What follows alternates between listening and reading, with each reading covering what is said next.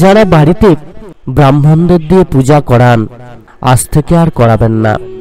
আপনারা প্রশ্ন করবেন, এতদিনের রীতি রেওয়াজ ভেঙে দেওয়া কি সম্ভব? আমরা এতদিন ধরে ব্রাহ্মণ দ্বারা গৃহের ভগবানের পূজা করাচ্ছি, ব্রাহ্মণ এসে পূজা করেন, আপনি কেন এমনটা বলছেন? কেন ব্রাহ্মণের দ্বারা পূজা করাতে নেই? শাস্ত্রে কি কোথাও লেখা আছে?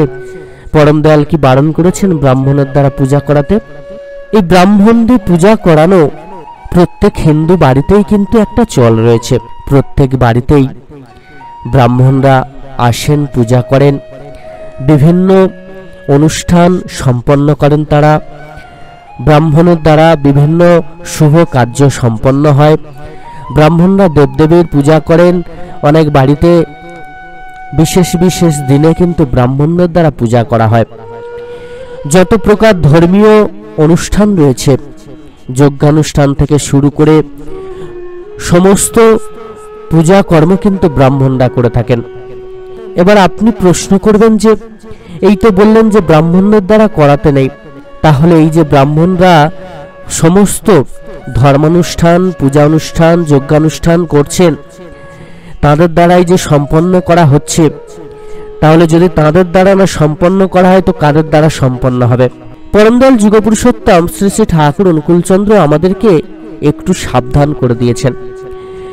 এই যে আমরা আমাদের গৃহে ব্রাহ্মণদের দ্বারা পূজা করাই, তিনি সেই পূজাটা কতটা ভক্তিভরে করছেন, আর আপনি কতটা ভক্তিভরে সেই পূজা করাচ্ছেন, বা পূজার সময় আপনার মনের ভক্তি কতটা জাগ্রত আছে, সেটা কিন্তু সব থেকে বড় কথা।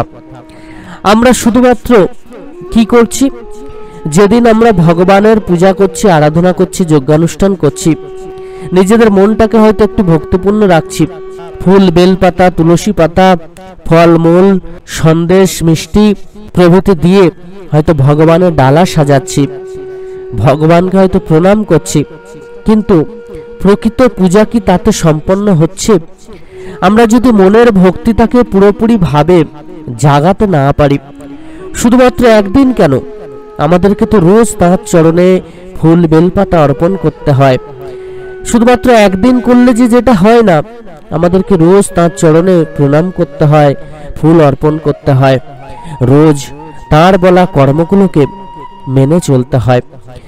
আমরা ভাবি যে শুধুমাত্র পূজা করলাম, ডালা সাজালাম, ফুল বেলপাতা দিয়ে ব্রাহ্মণ ঠাকুর পূজা করে দিয়ে গেলেন, তাতেই বুঝি আমাদের পুণ্য লাভ হয়ে গেল, আমরা আমাদের গৃহের মঙ্গলকে আনয়ন করলাম।